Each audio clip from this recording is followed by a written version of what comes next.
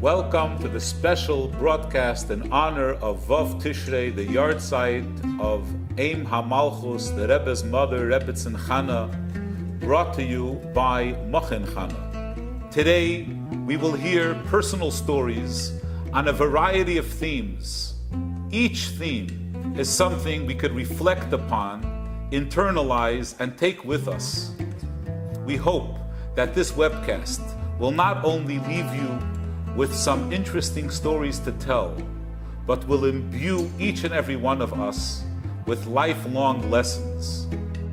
This time of the year, as we approach Tishrei, now are my most vivid memories of the Rebbitzen.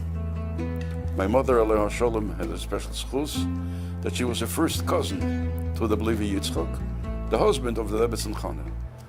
After the World War, us, Rebbitzen Chassidim, was able to leave Russia with false documents and a lot of Mesiras Nefesh. And Rebbitzen Chana was one of us. While being in Russia, while being in Almaty, parents did not even tell us who she was because the name Schneerson was treif like Chazar. If you belonged to Schneerson, you were taken right away through the KGB. So my first meeting with her was in New York. My grandmother is Sarah Katzenellenbogen. We call her Baba Sarah. Everybody calls her Auntie Sarah, Doda Sarah, or Muma Sarah. And she was the one that made the passports for many of the Yidden who left Russia right after World War II. And she, of course, helped Rebbitzen Chana also. My father had a very close connection with the Rebbitzen. He was the physician by the Rebbitzen. He was a physician in the Rebbe's house in general. And occasionally would visit the Rebbitzen and treat her in different situations. We were traveling from one camp to another. And finally, we were there in this camp. The place was called Walking.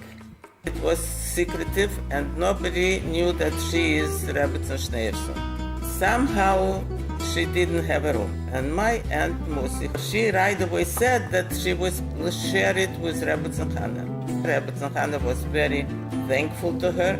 It was a tiny little room and there was only place for one little cat, army cat.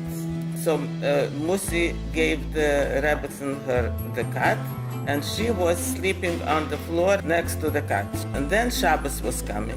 The Rebbitzen asked my aunt, what will we do Shabbos? And my aunt told her right away that, you know what, my sister, she is a very big balabosta, so she always has everything for Shabbos, and we will go to her for Shabbos. And the Rebbitzen agreed. The Rebbitzen came, and right away the whole house became different. It was Shabbosdik. It was very special. And the Rebbitzen had such a nice smile. And she was very nice to us children. She noticed us and she spoke to us. And she was in a very nice mood, like she wasn't talking about difficult times. When my father used to come in to her, when Levik was not here anymore, my father sang very well and was a very good Baltfila. So she used to tell him, Boruch, Zoganigen, not Zinganigen, but the Chassidim say Zoganigen.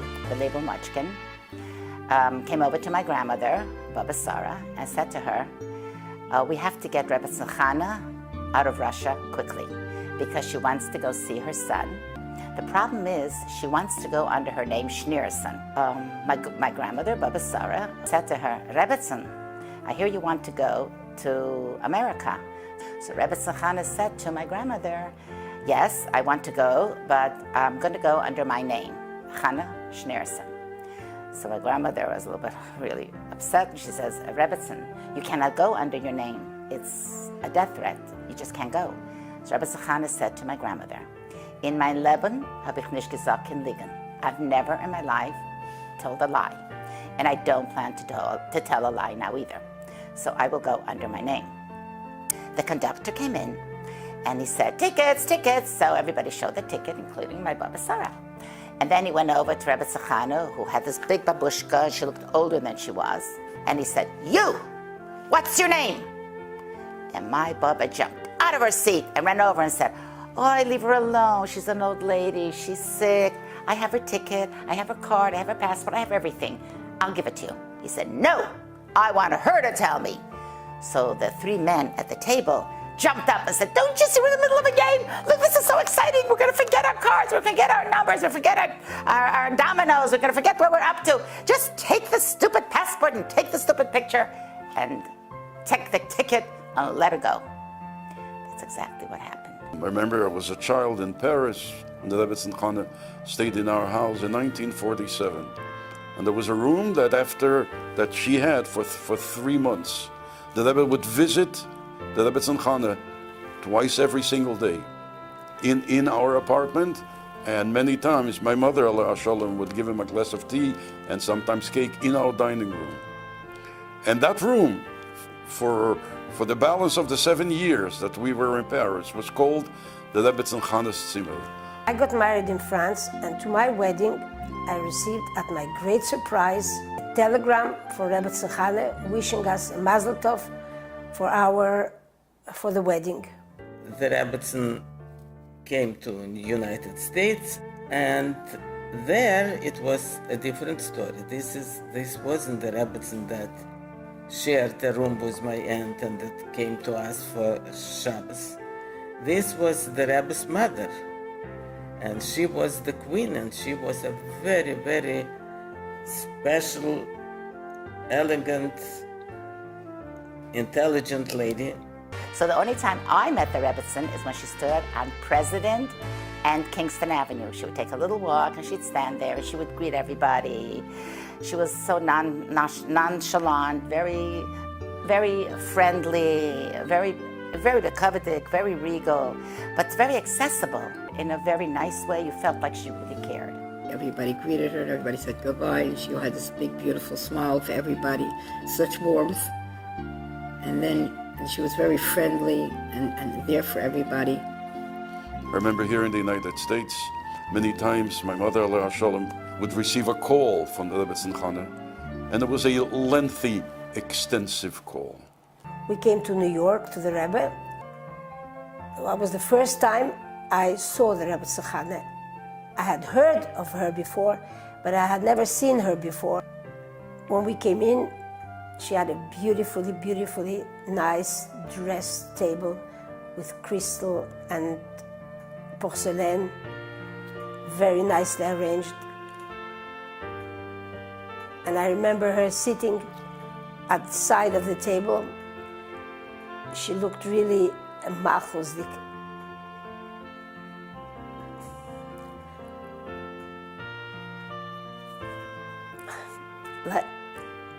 Like a queen, the way she spoke, the way she asked everything about our job, about the child. And she took him in her hands like a real Bobby. She looked at him and smiled at him. This was something very, very special for us. Now that I remember, it brings tears to my eyes. The Rebbitzen had a chair, a red chair, a velvet chair, the same as the Rebbe had downstairs, we had upstairs. We had, just like Chassidim have a Rebbe, we also at that time, when I was a child, we had a Rebbitzen. And we always waited for the Rebbitzen. We were davening, the Rebbitzen arrived, and she took her place, everything stopped. And of course we let the Rebbitzen into her place, everybody got up, and we had we were very much brought up with the concept of Malchus and of kingdom. We used to go with my grandmother, and we used to bring the Rebbitzen home, and I was walking right behind them. And these were very fond memories. Sister Tvanya, she came into the Rebbitzen once and she saw dishes in the dish rack, so she grabbed the towel to dry them. And the Rebbitzen says, what dishes? Do you know what dishes you're drying? And she said, yes, they look like they're fleshika dishes. The Rebbitzen said, yes, but what towel do you have here? And she says, I I took a towel. She goes, what color is your towel? I said, my towel is blue. The Rebbitzin said, it's accepted amongst Jewish women that blue is for milchiks and red is for fleishiks. So when you go to different homes, you don't make any mistakes and you can keep kosher. So now we all have blue for milchiks and anything near blue for milchiks and red or pink or whatever for fleishiks. I was passing by and I stopped and talked to the Rebbitzin, and the Rebbitzin looked across the Kingston Avenue and there was young people passing by, and the Rebbitzin said with so much love, "Sie seien glücklich, dem Sohn sporlich." That she called us dem Sohn sporlich. We are her son's couples. So that she was very proud and happy, and she considered us her children. From Ezras Noshim, she would go into the Rebbe's room, and then the Rebbe would walk out with her. She walked out of the main entrance of 770, and then the Rebbe would stand at the door with his talis, and he would follow with his eyes his mother until she went till Kingston Avenue, and he would follow his mother with so much love with his eyes until he was no longer able to see her. Mrs. Tildashevsky was one of her shoppers. She used to buy things for her very often. The Rebbitzin liked certain things. The Rebbitzin used to pay her with a check, and the check was a joint account with the Rebbe, and it was signed by the Rebbe. So once she gave her a check, and she told her, "But you deposit it, because I know you people, that you want to keep this Rebbe's signature, so you are not going to deposit the check." So the Rebbitzin asked her told her that to deposit the check. One of the ladies was visiting here, and she was from France. The Rebbitzin told her, "I was standing by a Verbringen. There was next to me two Israeli girls, and they spoke Hebrew, modern Hebrew, and I understand modern Hebrew. One of them wanted to leave, and the other one didn't want to leave, so she was telling her, 'Come, let's go,' and she said, and the other one answered her, so she said, 'What are you standing here? You can't hear and you can't see.' So she answered her, 'I can't hear and I can't see, but I can't leave.' So this is, the Rebbitzin said, what you should tell your ladies, that here we not always could hear and could see, but we could never leave."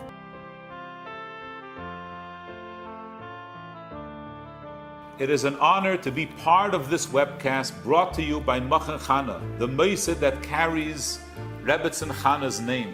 The Rebbe once expressed that if someone accuses me of being partial about Rebbitzen Chana, they should know that indeed it is true, because it is on my mother's name. The Rebbe visited Rebbitzen Chana. The Rebbe treated Rebbitzen Chana as more than just a Mossad, but as something personal, as a Mossad that was a personal tribute to the Rebbe's mother. The Rebbe sent his own Sfarim to be held in Rebbitzen Chana, and the Rebbe's overall care and concern for the livelihood, for the Hatzlacha, for the success of the learning and the Midas Tovis of the students is something that the Rebbe took personal care in and saw this as a tribute to his mother. Rebbitzen Chana has a schus. We know that Rebbitzen Chana was into Bali Tshuva, and she used to do an awful lot in the Inyan of Tshuva, and the yard site was Rebbe Tzeres Yemei Tshuva. It was the Rebbe's 70th birthday, and the Rebbe announced Yud Aleph Nissen. He would like, as a birthday present, he would like 70 meisters to be created, and that would be his gift. I stay sitting by the Farbrengen.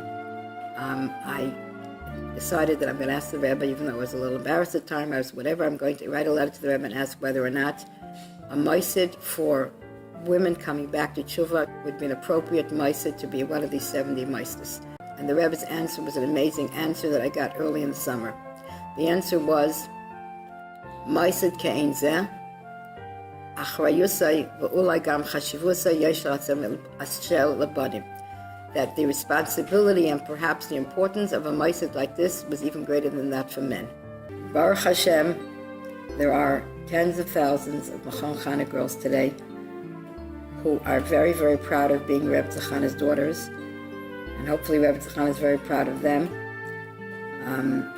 There are also hundreds of people that had the schus throughout the years to be part of this ma'aseh, to help grow this ma'aseh, the ruchnius and the gashmius, and each one of us feels very, very indebted to the Rebbe and to the Rebbitzen for the schus of being part of such a holy work.